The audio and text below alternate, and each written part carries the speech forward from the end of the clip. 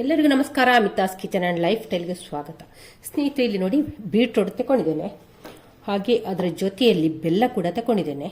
ಬೆಲ್ಲ ಪೌಡ್ರನ್ನು ಕೂಡ ಉಪಯೋಗಿಸ್ಕೊಳ್ಬೋದು, ಅಚ್ಚು ಬೆಲ್ಲವನ್ನು ಕೂಡ ಉಪಯೋಗಿಸ್ಕೊಳ್ಬೋದು. ಅಚ್ಚು ಬೆಲ್ಲ ತಗೊಂಡ್ರೆ ನಾವು ಇದನ್ನು ಪೌಡ್ರ್ ಮಾಡಿಕೊಳ್ಬೇಕಾಗ್ತದೆ. ಇವಾಗ ನಾವು ಫಸ್ಟಿಗೆ ಬೀಟ್ರೋಟನ್ನು ಸಿಪ್ಪೆ ತೆಕ್ಕೊಳ್ಳ. ಬೀಟ್ರೋಟನ್ನೆಲ್ಲ ಸಿಪ್ಪೆ ತೆಗೆದು ಇದನ್ನು ಕಟ್ ಮಾಡಿಕೊಳ್ಬೇಕು. ನೀಟಾಗಿ ಎಲ್ಲವನ್ನು ಕೂಡ ಸಿಪ್ಪೆ ತೆಗೆಯುವ. ಒಳ್ಳೆ ಕಲ್ಲರ್ ಉಂಟು ನೋಡಿ. ಹೀಗೆ ಕಲ್ಲರ್ ಇರುವ ಬೀಟ್ರೋಟನ್ನು ಆರಿಸಿಕೊಳ್ಳಿ. ನೋಡಿ, ಬೀಟ್ರೋಟನ್ನೆಲ್ಲ ಸಿಪ್ಪೆ ತೆಗೆದಾಯಿತು.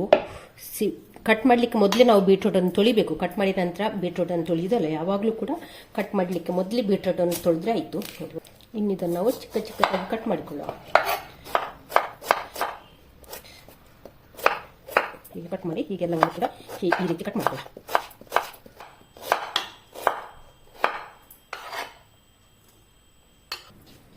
ನೋಡಿ, ಬೀಟ್ರೋಟನ್ನೆಲ್ಲ ಈ ರೀತಿ ಕಟ್ ಮಾಡಿಕೊಂಡಿದ್ದೇನೆ.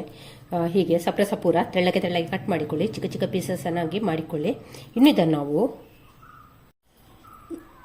ಮಿಕ್ಸರ್ ಜಾರಿಗೆ ಕಟ್ ಮಾಡಿದಂಥ ಬೀಟ್ರೋಟನ್ನು ಹಾಕಿಕೊಳ್ಳ. ಇವಾಗ ಬೀಟ್ರೋಟ್ ಮುಳುಗುವಷ್ಟು ನೀರನ್ನು ಕೂಡ ಹಾಕಿಕೊಳ್ಳುವ. ನೋಡಿ, ಈ ಲೋಟದಲ್ಲಿ 1 ಲೋಟ, ಟೀ ಕಪ್ಪಿಗಿಂತ ದೊಡ್ಡ ಕಪ್ಪು 1 ಲೋಟ ನೀರನ್ನು ಕೂಡ ಹಾಕಿಕೊಂಡಿದ್ದೇನೆ. ಹಾಕಿಕೊಂಡು ಇವಾಗ ಇದನ್ನು ಗ್ರೈಂಡ್ ಮಾಡಿಕೊಂಡು ಬರುವ. ನೋಡಿ, ಬೀಟ್ರೋಟನ್ನು ನಯವಾಗಿ ರುಬ್ಬಿಕೊಂಡಿದ್ದೇನೆ. ನೋಡಿ, ಈ ರೀತಿ ಉಂಟು. ಇವಾಗ ಇದನ್ನೊಂದು ಶೈನರಿಗೆ ಹಾಕಿ ಸೋಸಿಕೊಳ್ಬೇಕು. ಶೈನರಿಗೆ ಹಾಕು. ಇದನ್ನೆಲ್ಲ ಬಟ್ಟೆಯಲ್ಲಿ ಸೋಸಿಕೊಂಡ್ರೆ ಆಗ್ತದೆ. ಒಟ್ಟು ನಮಗೆ ಬೀಟ್ರೋಟಿನ ರಸ ತಗೊಂಡ್ರೆ ಆಯಿತು.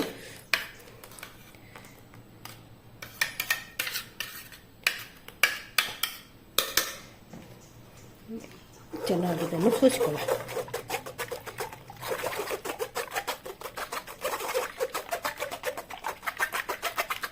ರಸವನ್ನೆಲ್ಲ ತೆಗೆದ ನಂತರ ಇಷ್ಟು ಇದರ ಚರಟ ಸಿಕ್ಕಿದೆ. ಇವಾಗ ಇದನ್ನು ಮಿಕ್ಸರ್ ಜಾರಿಗೆ ಹಾಕಿಕೊಳ್ಳುವ.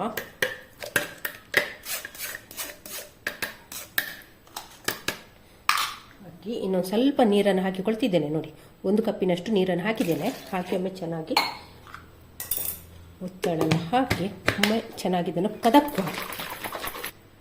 ತೊಳೆದು ಪುನಃ ಇದನ್ನು ನಾವು ಸೋಸಿಕೊಳ್ಳುವ. ಹೀಗೆ 2 ಸಲ ಸೋಸಿಕೊಂಡು ರಸ ತೆಗೆದ್ರೆ ಇತ್ತು. ಇನ್ನಿದ ನಾವು ಪುನಃ ಒಮ್ಮೆ ರಸ ತೆಕ್ಕೊಳ್ಬೇಕು. ಪೂರ್ತಿ ನಮಗೆ ರಸ ಮಾತ್ರ ಸಾಕು, ಇದರ ಚರಟ ಏನು ಬೇಡ. ಹಾಗೆ ನಾನಿಲ್ಲಿ ಒಂದು ಚೂಡಿದಾರ ಶಾಲ್ ತಗೊಳ್ಳಿ. ನಿಮ್ಮ ವೇಸ್ಟ್ ಶಾಲ್ ಏನಾದ್ರು ಇದ್ರೆ ಉಂಟಲ್ಲ, ನಮಗೆ ತೆಂಗಿನಕಾಯಿ ಹಾಲು ಇರ್ಬೋದು, ಯಾವುದ್ರದ್ದು ಹಾಲು ತೆಗಿಲಿಕ್ಕಿದ್ರೆ ನೀವು ಚೂಡಿದಾರದ ಶಾಲ್ ತಗೊಂಡಿಲ್ಲಿ. ಟವಲ್ಲು ಕಾಟನ್ ಟವಲಿಗಿಂತ ಅಲ್ಲ, ಇದುವೇ ಒಳ್ಳೇದಾಗ್ತದೆ. ಯಾಕೆಂದರೆ ಕಾಟನ್ ಟವಲ್ ನಮಗೆ ಹಿಂಡುವಾಗ ಉಂಟಲ್ಲ, ಕೆಲವು ಸಲ ಅದು ಬಿಟ್ಟುಕೊಳ್ತದೆ, ಹರಿದು ಹೋಗ್ತದಲ್ಲ. ಹಾಗಾಗಿ ನೋಡಿ, ಇದು ಪಾಲಿಸ್ಟರ್ ಆಗಿರುವಂಥ ಒಂದು ಶಾಲ್ಗು, ಚೂಡಿದಾರದ ಶಾಲು. ಅದರಲ್ಲಿ ಈಗ ನಾವು ರಸವನ್ನು ಹೀಗೆ ಹಿಂಡಿ ತೆಗೆದ್ರೆ ಆಯಿತು. ಹೀಗೆ ಚೆನ್ನಾಗಿ ಹಿಂಡಿ ಇದರ ರಸವನ್ನು ತೆಗೆದ್ರೆ ಆಯಿತು. ನೋಡಿ, ಪೂರ್ತಿ ರಸ ಮಾತ್ರ ಸಾಕು ನಮಗೆ, ಇದರದ್ದು ಚರಟ ಏನು ಬೇಡ. ನೋಡಿ, ಪೂರ್ತಿ ಹಿಂಡಿ ರಸವನ್ನು ತೆಕ್ಕೊಂಡಿದ್ದೇನೆ. ಇವಾಗ ನಾವು ಬೀಟ್ರೋಟ್ ರಸವನ್ನು ಅಳತೆ ಮಾಡಿಕೊಳ್ಳುವ. ಎಷ್ಟು ಉಂಟು ಅಂತ ಅಳತೆ ಮಾಡಿಕೊಳ್ಳುವ. 1 ಲೋಟ ಹಾಕಿದೆ, 2 ಲೋಟ, ನೋಡಿ 3 ಲೋಟ ಇದೆ. ಕರೆಕ್ಟಾಗಿ 3 ಲೋಟ ಇದೆ. 3 ಲೋಟ ಬೀಟ್ರೋಟ್ ರಸ ಸಿಕ್ಕಿದೆ ನಮಗೆ. ಇವಾಗ ಇಲ್ಲಿ ಬೀಟ್ರೋಟ್ ತಗೊಂಡ ಕಪ್ಪಲ್ಲೇ 1 ಕಪ್ಪಿನಷ್ಟು ಕಾರ್ನ್ಫ್ಲೋರ್ ತಗೊಂಡಿದ್ದೇನೆ. ಅದನ್ನು ನಿಕ್ಕೆ ಹಾಕುವ. 3 ಕಪ್ ಬೀಟ್ರೋಟ್ ರಸಕ್ಕೆ 1 ಕಪ್ಪು ಕಾರ್ನ್ಫ್ಲೋರ್. ನಾವು ಬೀಟ್ರೋಟನ್ನು ರುಬ್ಬುವಾಗ 2 ಕಪ್ ನೀರು ಹಾಕಿಕೊಂಡಿದ್ದೇವೆ. ಹಾಕಿ ಇದನ್ನೀಗ ಒಮ್ಮೆ ಚೆನ್ನಾಗಿ ಮಿಕ್ಸ್ ಮಾಡುವ. ಬೀಟ್ರೋಟ್ ರಸ ಮತ್ತೊಂದಿಗೆ ಕಾರ್ನ್ಫ್ಲೋರ್ ಚೆನ್ನಾಗಿ ಮಿಕ್ಸ್ ಆಗಬೇಕು. ಗಂಟಿ ಇಲ್ಲದ ರೀತಿಯಲ್ಲಿ ನಾವು ಇದನ್ನು ಚೆನ್ನಾಗಿ ಒಮ್ಮೆ ಮಿಕ್ಸ್ ಮಾಡುವ. ಇವಾಗ ಬೀಟ್ರೋಟ್ ರಸದೊಟ್ಟಿಗೆ ಕಾರ್ನ್ಫ್ಲೋರ್ ಚೆನ್ನಾಗಿ ಬೆರೆತಿದೆ, ಚೆನ್ನಾಗಿ ಮಿಕ್ಸ್ ಆಗಿದೆ. ಇನ್ನಿದನ್ನು ನಾವು ಇಲ್ಲೊಂದು ಕಡಾಯಿಯನ್ನು ಸ್ಟವ್ ಮೇಲೆ ಬಿಸಿ ಆಗಲಿಕ್ಕೆ ಇಟ್ಟಿದ್ದೇನೆ. ಅದಕ್ಕೆ ಈಗ 1 ಸ್ಪೂನ್ನಷ್ಟು ತುಪ್ಪವನ್ನು ಹಾಕಿಕೊಳ್ಳುವ. ಇವಾಗಿಲ್ಲಿ ಬಿಸಿಯಾದಂಥ ತುಪ್ಪಕ್ಕೆ ಕಲಸಿಕೊಂಡಂಥ ಬೀಟ್ರೋಟ್ ರಸ ಮತ್ತು ಕಾರ್ನ್ಫ್ಲೋರನ್ನು ಹಾಕಿಕೊಳ್ಳುವ. ನೋಡಿ, ಚೆನ್ನಾಗಿ ಮಿಕ್ಸ್ ಆಗಿದೆ. ಹಾಕಿ ಇನ್ನು ಇದನ್ನು ನಾವು ಕೈ ಬಿಡದೆ ಚೆನ್ನಾಗಿ ಹೀಗೆ ನಾವು ಮಗಚಿಕೊಂಡೇ ಇರುವ. ಹದವಾದ ಉರಿಯಲ್ಲಿ ಮಗಿಚ್ಕೊಂಡಿದ್ರೆ ಆಯಿತು. ಇವಾಗ ನೋಡಿ ಒಂದು ಸ್ವಲ್ಪ ಸ್ವಲ್ಪವೇ ಗಟ್ಟಿ ಆಗ್ತಾ ಬರ್ತಾ ಉಂಟು ನೋಡಿ. ಇವಾಗ ಚೆನ್ನಾಗಿ ಕೈ ಬಿಡದೆ ಇದನ್ನು ಮಗಚ್ಕೊಂಡಿರುವ ನೋಡಿ, ಇನ್ನು ಬೇಗ ಇದು ಗಟ್ಟಿ ಆಗ್ತದೆ. ಬೇಗನೆ ಆಗುವಂಥ ಒಂದು ರೆಸಿಪಿ, ಹಾಗೆ ಎಲ್ಲರೂ ಕೂಡ ತುಂಬಾ ಇಷ್ಟಪಟ್ಟು ತಿನ್ನುವಂಥ ಒಂದು ರೆಸಿಪಿ. ಹೆಲ್ದಿ ಆದ ರೆಸಿಪಿ ಅಂತಲೇ ಹೇಳ್ಬೋದು. ಬೀಟ್ರೂಟ್ ಹೆಲ್ತಿಗೆ ಒಳ್ಳೆಯದು, ಸ್ಕಿನ್ನಿಗೆ, ಹೇರಿಗೆ, ಮತ್ತು ಹಿಮೋಗ್ಲೋಬಿನ್ ಕಡಿಮೆ ಇದ್ರೆಲ್ಲ ಉಂಟಲ್ಲ, ಈ ಬೀಟ್ರೂಟು ರಸ ಕುಡಿದ್ರು, ಹಾಗೆ ಬೀಟ್ರೂಟ್ ಪಲ್ಯ, ಬೀಟ್ರೂಟ್ ಸಾಂಬಾರು, ಬೀಟ್ರೂಟ್ ಹಲ್ವಾ, ಇದು ಏನನ್ನು ಕೂಡ ಮಾಡಿ ತಿಂದರೆ ಉಂಟಲ್ಲ ತುಂಬಾ ಒಳ್ಳೆಯದು. ಹಿಮೋಗ್ಲೋಬಿನನ್ನು ಹೆಚ್ಚು ಮಾಡ್ತದೆ. ಹೆಚ್ಚಿನವರಲ್ಲಿ ಕಾಡುವಂಥ ಮಹಿಳೆಯರಲ್ಲಿ, ಅದು ಕೂಡ ಮಹಿಳೆಯರಲ್ಲಿ ಕಾಡುವಂಥ ಒಂದು ಸಮಸ್ಯೆ ಅಂದರೆ ಹಿಮೋಗ್ಲೋಬಿನ ಸಮಸ್ಯೆ. ಅವರು ಹೆಚ್ಚಾಗಿ ಬೀಟ್ರೂಟ್ ತಿಂದರೆ ಉಂಟಲ್ಲ ತುಂಬಾ ಒಳ್ಳೆಯದು. ನೋಡಿ ಗಟ್ಟಿ ಆಗ್ತಾ ಬಂತು ನೋಡಿ. ನೋಡಿ ಕಲರ್ ಕೂಡ ಇವಾಗ ಡಾರ್ಕ್ ಆಗಿದೆ.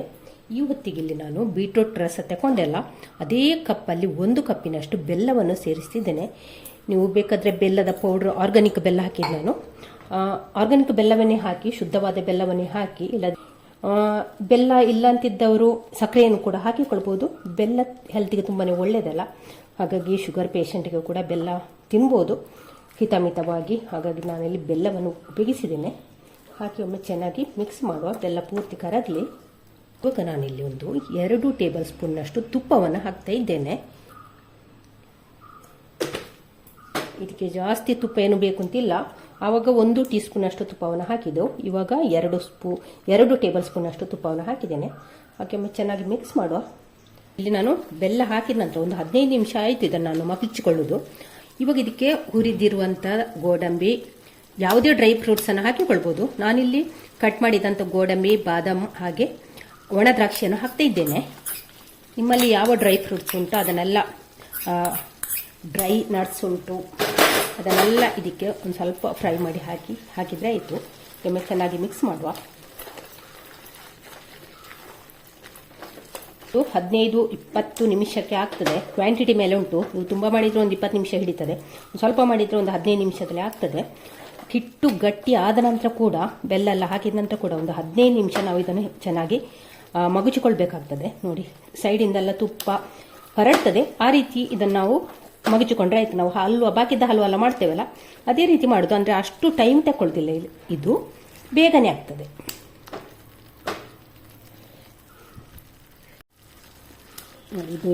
ಇದು ಇವಾಗ ಆಗ್ತಾ ಬಂತು.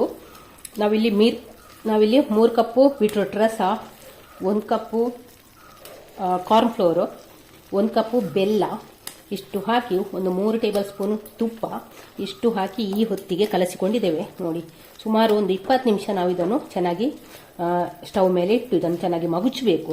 ನಿಮಗೆ ಅಂದಾಜು ಗೊತ್ತಾಗದಿದ್ರೆ ಹೇಳ್ತಾ ಇದ್ದೇನೆ. ಈ ಅಳತೆಗೆ ಒಂದು 20 ನಿಮಿಷ ಬೇಕಾಗ್ತದೆ. ಹಿಟ್ಟು ಗಟ್ಟಿ ಆಗ್ತದೆ ಅಂದರೆ ಸಹ 20 ನಿಮಿಷ ನಾವು ಇದನ್ನು ಮಗುಚಿಕೊಳ್ಬೇಕಾಗ್ತದೆ. ಈ ಹೊತ್ತಿಗೆ ನಾನಿಲ್ಲಿ ಏಲಕ್ಕಿ ಪೌಡ್ರನ್ನು ಹಾಕ್ತಾ ಇದ್ದೇನೆ. ಸಕ್ಕರೆ ಜೊತೆ ಕುಟ್ಟಿ ಪೌಡ್ರ್ ಮಾಡಿದಂಥ ಏಲಕ್ಕಿ ಪೌಡ್ರು ಹಾಕಿ ಒಮ್ಮೆ ಚೆನ್ನಾಗಿ ಮಿಕ್ಸ್ ಮಾಡುವ. ನೋಡಿ ಕಲರ್ ಕೂಡ ಎಷ್ಟು ಚೆನ್ನಾಗಿ ಬಂದಿದೆ ನೋಡಿ. ನಿಮಗೆ ನೋಡೋಗ್ಲೇ ಅಂದಾಜು ಆಗ್ಬೋದು ರೆಸಿಪಿ ಎಷ್ಟು ಚೆನ್ನಾಗಿ ಬಂದಿದೆ ಅಂತಲ್ಲ. ನೀವು ಕೂಡ ಒಂದ್ಸಲ ಟ್ರೈ ಮಾಡ್ತೀರಲ್ಲ ಸ್ನೇಹಿತರೆ.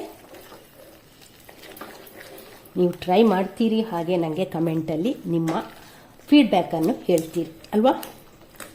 ಇವಾಗ ಇದಕ್ಕೆ ನಾನು 3 ಟೇಬಲ್ ಸ್ಪೂನ್ ತುಪ್ಪವನ್ನು ಹಾಕ್ತಾ ಇದ್ದೇನೆ. ಕೊನೆಗೆ 1 ಟೇಬಲ್ ಸ್ಪೂನ್ ತುಪ್ಪ ಹಾಕಿ ಒಮ್ಮೆ ಚೆನ್ನಾಗಿ ಮಿಕ್ಸ್ ಮಾಡಬೇಕು. ನಾವು ಇದನ್ನು ಕೊನೆಯ ಹಂತಕ್ಕೆ 1 ಟೇಬಲ್ ಸ್ಪೂನ್ ತುಪ್ಪ ಹಾಕಿ ಮಗುಚಿಕೊಂಡ್ರೆ ಆಯಿತು. ತುಪ್ಪ ಚೆನ್ನಾಗಿ ಎಲ್ಲ ಕಡೆ ಮಿಕ್ಸ್ ಆಗಬೇಕು. ಆ ರೀತಿ ಒಮ್ಮೆ ಚೆನ್ನಾಗಿ ಮಿಕ್ಸ್ ಮಾಡಿಕೊಳ್ಳ.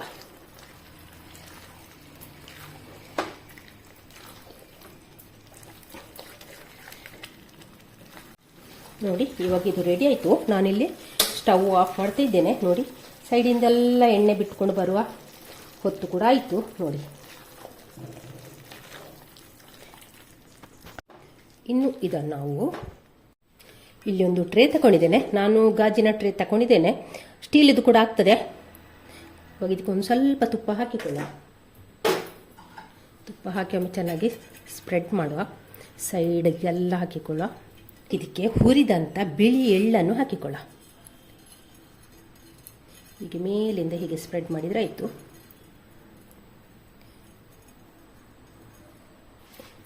ಇವಾಗ ನಾವು ಮಾಡಿಟ್ಟಂಥ ಹಲ್ವವನ್ನು ಇದಕ್ಕೆ ಹಾಕಿಕೊಳ್ಳ.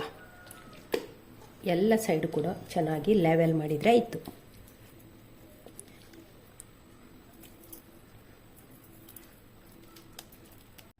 ನೋಡಿ, ಇವಾಗ ಲೆವೆಲ್ ಮಾಡಿದಂಥ ಹಲ್ವವನ್ನು ಒಂದು 2 ಗಂಟೆ ನಾವು ಹೊರಗೆ ಇಟ್ಟು ತಣ್ಣಗೆ ಮಾಡುವ. ಫ್ರಿಜ್ಜಲ್ಲಿ ಬೇಡ, ಹೊರಗೆ ಇಟ್ಟು ತಣ್ಣಗೆ ಮಾಡುವ. ಆನಂತರ ನೋಡುವ ಹೇಗೆ ಬಂದಿದೆ ಅಂತ. ಹಲ್ವವನ್ನು ಟ್ರೇಗೆ ಹಾಕಿ ಸುಮಾರು 2 ಗಂಟೆ ಆಗಿದೆ, ಚೆನ್ನಾಗಿ ತಣ್ಣಗೆ ಆಗಿದೆ. ಇವಾಗ ಇದನ್ನು ನಾವು ಉಲ್ಟಾ ಮಾಡಿಕೊಳ್ಳುವ. ಸೈಡ್ಸನ್ನೆಲ್ಲ ನೋಡಿ ಚೆನ್ನಾಗಿ ಎದ್ದು ಬರ್ತದೆ, ಅಂತ ಕೂಡ ಸೈಡ್ಸನ್ನೆಲ್ಲ ಒಂದು ಸ್ವಲ್ಪ ಎಬ್ಬಿಸಿಕೊಳ್ಳುವ. ಆನಂತರ ಇದನ್ನು ಉಲ್ಟಾ ಮಾಡುವ.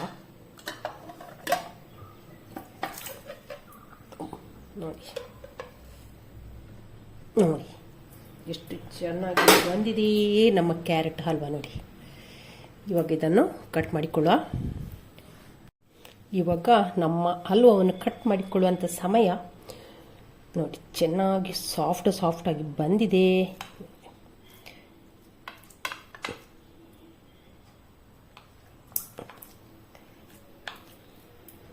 ಅದ್ಭುತವಾದಂಥ ಬೀಟ್ರೂಟ್ ಹಲ್ವಾ ಎಷ್ಟು ಸುಲಭವಾಗಿ ಮಾಡಿಕೊಳ್ಬೋದು ನೋಡಿ, ಎಷ್ಟು ಚೆನ್ನಾಗಿ ಬಂದಿದೆ. ಹಾಗೆ ನೋಡಿ, ಡ್ರೈ ಫ್ರೂಟ್ಸ್ ಎಲ್ಲ ಹಾಕಿ ತುಂಬಾ ಚೆನ್ನಾಗಿ ಬಂದಿದೆ. ಹಾಗೆ ಇದನ್ನೊಂದು 4-5 ದಿವಸ ಸ್ಟೋರ್ ಮಾಡಿ ಇಟ್ಕೊಂಡು ತಿನ್ಬೋದು, ಫ್ರಿಜ್ಜಲ್ಲಿ ಇಟ್ಕೊಂಡು ತಿನ್ಬೋದು. ಹಾಗೆ ತುಂಬಾ ಒಳ್ಳೆ ಹೆಲ್ದಿಯಾದ ಒಂದು ಬೀಟ್ರೂಟ್ ಹಲ್ವಾ, ಸುಲಭನೇ ಮಾಡುವಂಥ ಒಂದು ಹಲ್ವಾ. ನೀವು ಕೂಡ ಒಂದ್ಸಲ ಟ್ರೈ ಮಾಡ್ತೀರಲ್ಲ, ಮಾಡಲೇಬೇಕಾದಂಥ ಹಲ್ವಾ. ಹಾಗೆ ಈ ವಿಡಿಯೋ ಇಷ್ಟ ಆದರೆ ಲೈಕ್, ಶೇರ್, ಕಮೆಂಟ್ ಮಾಡಿ. ಚಾನಲ್ಗೆ ಯಾರಾದರೂ ಹೊಸಬರಿದ್ದರೆ ಪ್ಲೀಸ್ ಸಬ್ಸ್ಕ್ರೈಬ್ ಮಾಡಿಕೊಂಡು ಚಾನಲನ್ನು ನೋಡಿ. ನಾಳೆ ಹೊಸ ಬ್ಲಾಗ್ ಅಥವಾ ರೆಸಿಪಿಯನ್ನು ಸಿಗೋಣ. ಅಲ್ಲಿವರೆಗೆ take care, bye bye. Thank you ಸ್ನೇಹಿತರೆ.